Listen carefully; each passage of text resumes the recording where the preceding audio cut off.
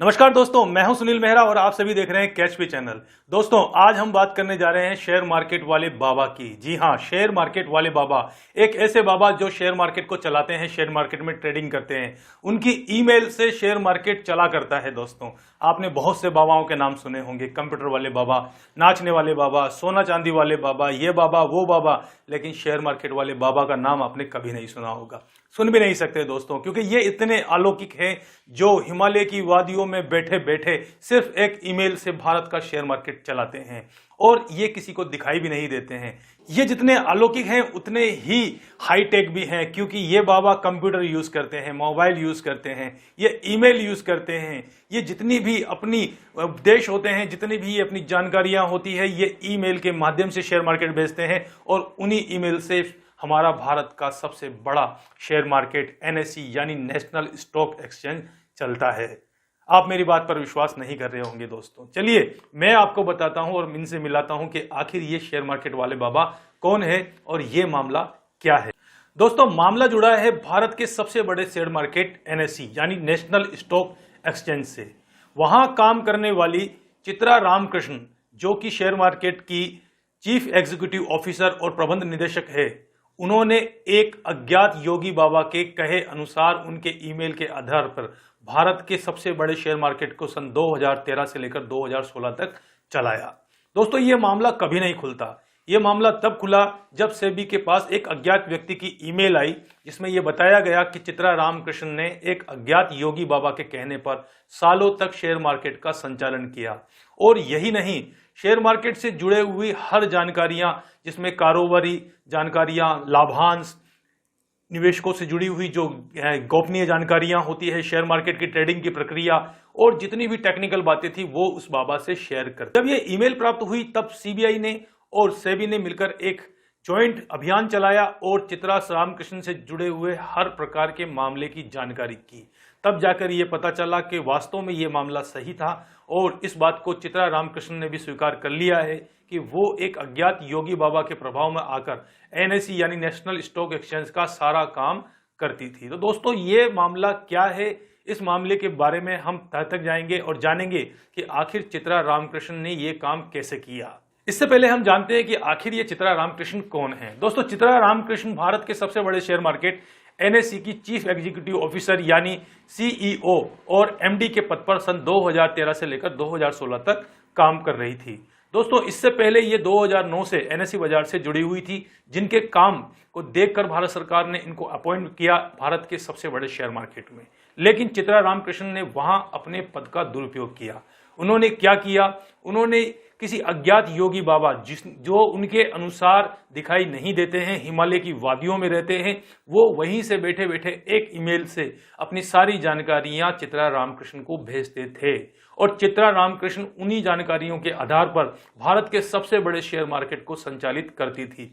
यही नहीं, चित्रा रामकृष्ण ने जितनी भी गोपनीय जानकारियां, जितनी भी गोपनीय कंपनियों के जो शेयर से जुड़ी हुई जानकारियां, उनके लाभांश से जुड़ी हुई जानकारियां, उनकी बोर्ड मीटिंग से जुड़ी हुई जानकारियां, वो बाबा के साथ शेयर करती थी। नेशनल स्टॉक एक्सचेंज भारत का सबसे बड़ा स्टॉक मार्केट है, जहां लाखों ट्रेडर्स, इन्वेस्टर्स डेली ट्रेडिंग करते हैं और CEO इस ट्रेडिंग प्लेटफॉर्म का सबसे बड़ा पद है। ये ऐसा पद है जहां पर सभी गोपनीय जानकारियां, किसी भी कंपनी को होने वाला लाभांश और उससे जुड़ी हुई सभी जानकारियां जो है शेयर मार्केट के पास में रहती है। अगर इतने बड़े पद पर बैठा हुआ व्यक्ति इन निजी जानकारियों को किसी बाहरी व्यक्ति के साथ में शेयर करता है, तो आप सोच सकते हैं कि हमारे देश के साथ कितनी बड़ी गद्दारी उस व्यक्ति ने की है और इन छोटी छोटी जानकारियों से सामने वाला व्यक्ति कितना बड़ा लाभ उठा चुका होगा, इसकी हम कल्पना नहीं कर सकते हैं। मैं आपको एक छोटे से उदाहरण से समझाता हूं दोस्तों।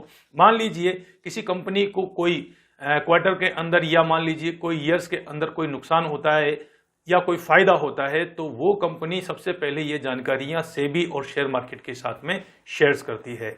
फिर उसके बाद में जो ये हमारे शेयर मार्केट होते हैं, ये अपने पोर्टल पर उनसे जुड़ी हुई जानकारियां डालती है।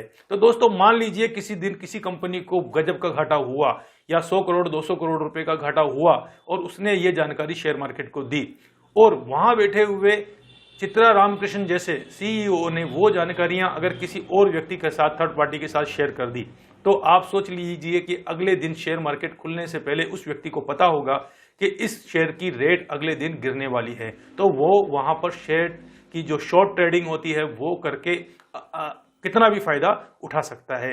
तो सेबी के अनुसार 2013 से लेकर 2016 के बीच में जब चित्रा रामकृष्णन सीईओ पद पे थी, तो उन्होंने ऐसी कई निजी जुड़ी हुई जानकारियां उस योगी बाबा के साथ शेयर करी। तो आप सोच सकते हैं कि ये जो जानकारियां शेयर करी, इससे निवेशकों को कितना करोड़ों का चूना लगा होगा, क्योंकि जो जानकारियां उन लोगों के पास पहले से थी उन्होंने उसका फायदा उठाकर बहुत सी शॉर्ट ट्रेडिंग की होगी और करोड़ों और अरबों का फायदा उठाया होगा। सेबी ने यहां तक भी कह दिया है कि यह घोटाला काफी बड़ा हो सकता है, हिंदुस्तान का अब तक का सबसे बड़ा शेयर मार्केट घोटाला हो सकता है, क्योंकि आपको पता है कि हिंदुस्तान का सबसे बड़ा शेयर मार्केट घोटाला हर्षद मेहता के द्वारा किया गया था, जो करीब 4000 करोड़ रुपए का था। और आज अगर सीबीआई कह रही है कि ये जो मामला है ये हर्षद मेहता घोटाले से भी बड़ा है, तो आप सोच सकते हैं कि निवेशकों को कितने हजार करोड़ रुपए की चपत चित्रा रामकृष्णन जैसी सीईओ ने लगाई होगी दोस्तों। तो दोस्तों यही बात नहीं रुक जाती है।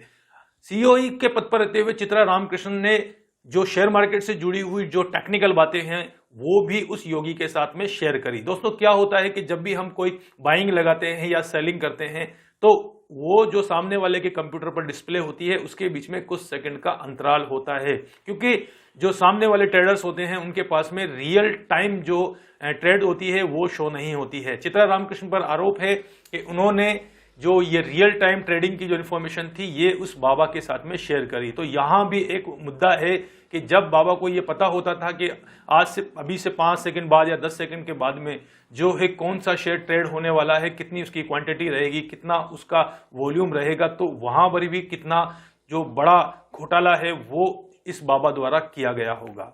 चित्रा रामकृष्णन पर एक और आरोप है। चित्रा रामकृष्णन ने अपने पद पर रहते हुए एक आनंद सुब्रमण्यम नाम के व्यक्ति को एक ऐसे पद पर लगा दिया जो पद पहले से शेयर मार्केट में था ही नहीं। साथ ही साथ आनंद सुब्रमण्यम की जो तनख्वाह थी वो शेयर मार्केट में काम करने वाले सभी बड़े अधिकारियों से ज्यादा थी, उन्हें करोड़ों का पेमेंट दिया जाता था। साथ ही साथ आनंद सुब्रमण्यम के पास में उस पद पर काम करने का कोई भी अनुभव नहीं था। जहां तक मुझे पता है ये जो पद दिया गया था ये था चीफ ऑपरेटिंग ऑफिसर का। चीफ ऑपरेटिंग ऑफिसर क्या होता है दोस्तों, वो अधिकारी होता है जो शेयर मार्केट के सर्वर से जुड़ी हुई, डेटाबेस से जुड़ी हुई सभी जानकारियों को रखता है। तो सोच लीजिए दोस्तों, एक ऐसे गैर अनुभवी व्यक्ति को जिसके पास में उस काम से जुड़ा हुआ कोई अनुभव नहीं है, उसके रखने के पीछे चित्रा रामकृष्णन का क्या उद्देश्य रहा होगा। तो ये दो आरोप जो है सीबीआई ने चित्रा रामकृष्णन पर लगाए हैं। चित्रा रामकृष्णन के ऊपर सीबीआई ने कार्रवाई करते हुए लुकआउट नोटिस भी जारी कर दिया है। साथ ही साथ उनके घर और उनके प्रतिष्ठानों पर छापे मारे गए हैं और चित्रा रामकृष्णन और आनंद सुब्रमण्यम के ऊपर करोड़ों रुपए का जुर्माना भी सीबीआई ने लगाया है।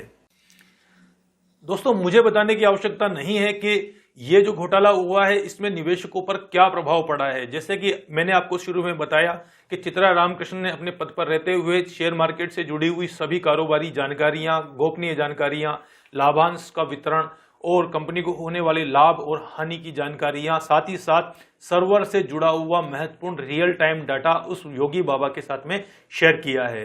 तो दोस्तों इन सभी डाटाओं का उपयोग कोई भी व्यक्ति अपने लाभ के लिए कर सकता है, जिससे कि जो है शेयर मार्केट को करोड़ का घोटाला हुआ होगा। साथ ही साथ ये जो घोटाला हुआ है इसमें सबसे ज्यादा नुकसान जो है वो छोटे निवेशकों का हुआ होगा, क्योंकि छोटे जो निवेशक होते हैं ये अपनी जमा पूंजी और अपने जो व्यवसाय करने के लिए जो वो पैसा इकट्ठा करते हैं, लोन लेते हैं, उन पैसों को ही शेयर मार्केट के अंदर लगाते हैं। साथ ही साथ इसका जो सबसे बड़ा असर है वो म्यूचुअल फंड से जुड़ा हुआ है, क्योंकि दोस्तों जो हमारा मध्यम वर्गीय परिवार है वो आरडी एफडी के स्थान पर आजकल म्यूचुअल फंड को जो है ज्यादा अहमियत देते हैं, और जो म्यूचुअल फंड है वो शेयर मार्केट से जुड़े हुए शेयरों से उनके उतार चढ़ाव जो आते हैं, उनके उतार चढ़ाव से उनके अंदर भी परिवर्तन आता रहता है। तो दोस्तों हमें इस चीज को समझना होगा कि ये घोटाला काफी बड़ा है। सरकार को इस मामले में जो है कठोर निर्णय लेने चाहिए और इस मामले की पूरी जांच करनी चाहिए, क्योंकि ये मामला चूंकि शेयर मार्केट से ही नहीं जुड़ा हुआ है, ये मध्यम वर्गीय परिवारों से भी जुड़ा हुआ है।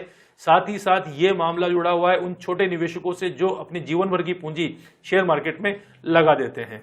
तो दोस्तों आप समझ ही गए होंगे कि मैं किस योगी बाबा की बात कर रहा हूं। दोस्तों ये कोई छोटा मोटा योगी बाबा नहीं है, ये बहुत ही चालाक योगी बाबा है और इस मामले में मैं आपको अपडेट बताता हूं कि सीबीआई ने इस मामले में आनंद सुब्रमण्यम को गिरफ्तार कर लिया है, क्योंकि सीबीआई के अनुसार आनंद सुब्रमण्यम ही वो बाबा है। क्योंकि जो सेबी की जो साइबर टीम है और जो सीबीआई की साइबर टीम है, उन्होंने जांच की कि आखिर चित्रा रामकृष्णन के पास आने वाले ईमेल जो है किस ईमेल आईडी से आते थे, उसको ऑपरेट कौन करता था। जब इस मामले का पता लगाया गया तो मालूम हुआ कि जो आनंद सुब्रमण्यम है वही इस ईमेल को ऑपरेट करता था। तो दोस्तों इसमें कोई नासमझी वाली कोई बात नहीं है। हम और आप आसानी से इस बात को समझ सकते हैं कि चित्रा रामकृष्णन और आनंद सुब्रमण्यम दोनों ही इस खेल के जो हैं खिलाड़ी हैं, यानी इन दोनों ने आपसी मिली भगत के अनुसार इस काम को किया है। हाँ, ये जरूर हो सकता है कि चित्रा रामकृष्णन को ये बात पता नहीं हो कि जो योगी बाबा ईमेल करते थे वो खुद आनंद सुब्रमण्यम ही थे।